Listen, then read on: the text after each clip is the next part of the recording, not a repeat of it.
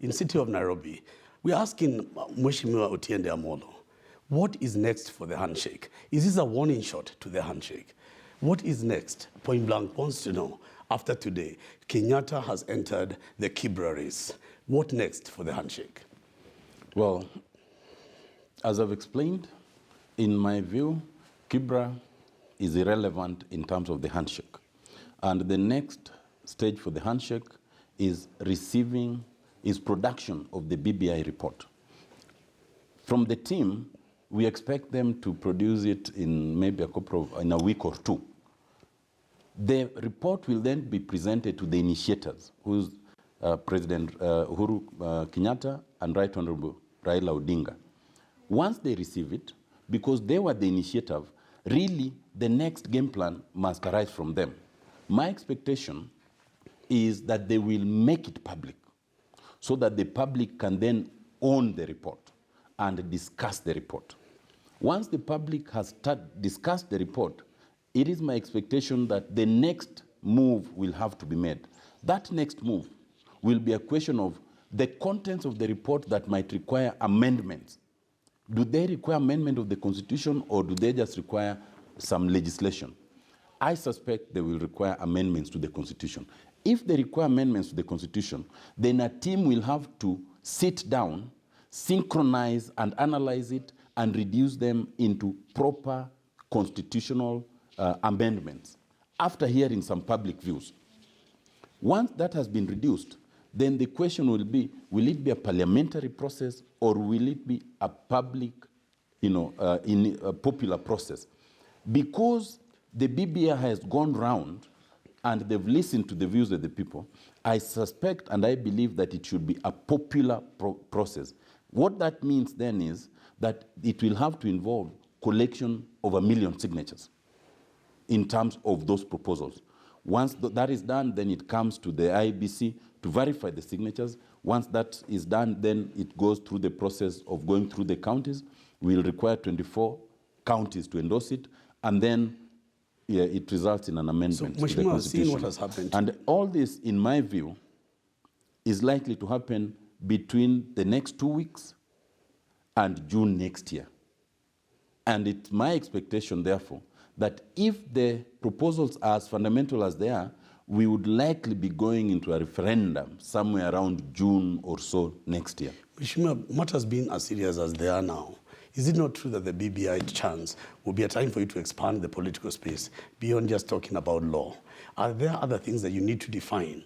You and Team Kieleweke and the people who talk about this handshake, is it not becoming crunch time that the president can't be drinking wine and preaching water? At one point, he's castigating the deputy president, calling him Tanga Tanga. The next time he's on TV with him, is the president not taking advantage of the handshake to actually mislead this country? I'm worried that the president is sending mixed signals.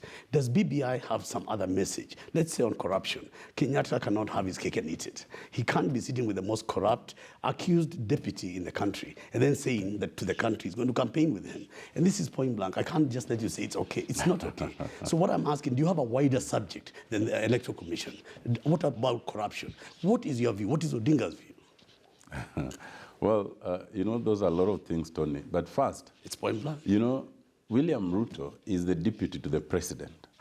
And in the Kenyan law right now, there is no mechanism for firing a deputy president. So I think it stands to logic that they are tied in the hip, and the president, therefore, must work with his deputy. I don't think you can fault him for that, because unlike the previous constitution, where the president was entitled to appoint a deputy that they want, in the current constitution, the deputy is a running mate. And as a running mate, the only way the deputy president can be removed is by impeachment through parliament, not by the president. I must interrupt you. Yes. The deputy president went on TV Yes. and said Kerala is clear, the dams are clear. He said everybody talking about it was nonsense. The Yes. president has talked about it today. Is the president talking nonsense? Otiende, are you here to defend? No.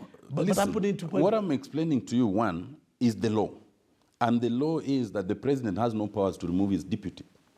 However, two, the question then you should be asking, and it's a legitimate question, that if we have a situation where the deputy president appears not to be deputizing the president, and there are so many examples, isn't it logical that either that person should resign or should be removed?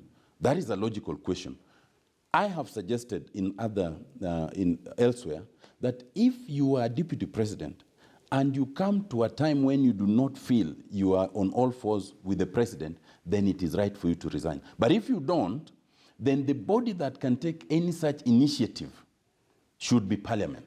Senior Counsel. Secondly, Senior Counsel, yes. The Deputy President has held a press conference, has been at a public function, and said the dams are clean. And anybody talking about it is nonsense. The head of state today, Uhuru Muigai Kenyatta, has cancelled the dam project. I'm asking you as a senior counsel, a politician, what does that mean to Kenya? Well, but what it means, it's obvious that, one, the Deputy President is not reading from the same script as the President, which is wrong, and I've said that. Two, it means that there's a sense of dysfunctionality in that presidency.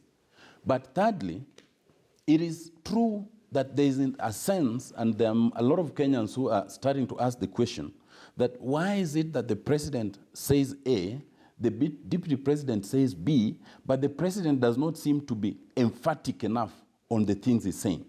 I think, and as we are talking about Kimwarer and Aror, for example, this is the time to now ask hard questions. And I think this is the time for the president, now that he even received that report, to ask hard, direct questions to his deputy and to all those others who are involved in the project. Because you cannot have a situation where the deputy president says there's nothing wrong, and the team comes with a very clear report showing everything is wrong and it is cancelled. These answers must come from the president, not from me, Tony. We can only observe. No, Mheshimiwa, you know Raila Odinga is my friend. Yes. And I'm going to ask him tomorrow, and I'm going to look for him point blank. Yes. Is the time coming when he has to ask Kenyatta not to stop playing games? Because he's going to Kibra to campaign with Odinga, against Odinga, with Ruto. I mean, he is the man accused of standing up to defend the dams. Kenyatta has now instructed the dams to be stopped. What message is he giving the people of Kibra? Tony, you're jumping. Tony, you're jumping. I'm going to ask Odinga. The president has not come to Kibra yet. That is speculative. Whether he will come or not is an open question. And I told you how I think we will react.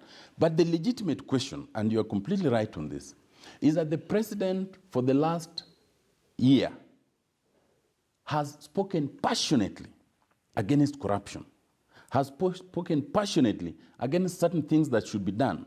But for every other thing he says, the deputy president seems to edge away from it. And the legitimate question you are insinuating, and a lot of people have been asking, is that why is the president not speaking directly to his deputy, face on these matters? Because it does appear that there are many instances in which the deputy is involved in a number of things and which ike the president, but he does not seem to face him head on. He ought to face him head on. Whether he has the power to remove him or not is a different matter.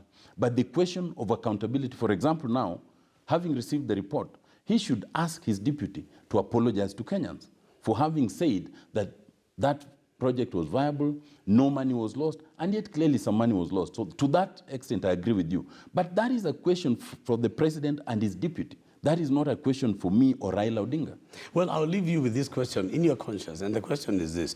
Is not ODM wasting your political capital? This handshake, everybody wished you well. Everything seems romantic. The time is coming when you can't hide behind Kibra. And I am saying to you, is there going to be a time when Odinga rings Kenyatta and says, I can't do this anymore?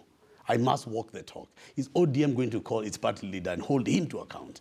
Because you are now going to an election in Kibra. How can the people of Kibra know what to do if you, Omolo Otiende, don't know, Atiende Omolo don't know what to do? How can they make a proper choice in the elections in November? So I'm putting it to you point blank. Is it time also for ODM to wake up from a slumber? It's not enough for Kierweke to fight your battles. What about ODM? Let me explain two things. First of all, about Kibra.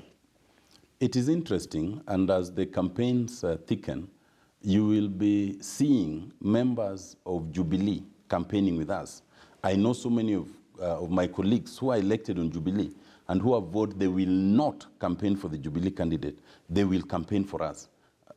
So when the plot thickens, you will really see it thick. That's one. Odinga. Let's move to that is one. Let me explain. Yes. Yes. The second one, is there a time when Raila will then have to call Uhuru? And that was your question. In my view, the handshake was good and important. and it served a lot of purposes in this country. It then generated the BBI. The time to call to question everything is once the BBI report is out, it has been shared, it has been discussed, and then the question is, what next? If at that point, the president and his team were to take a radically different view of the way forward from that which Raila Odinga and the ODM party were to take, then that will be the time when it will come to a head. It has not come to a head. Kibra cannot be an issue to bring the handshake. Sasa Kenyatta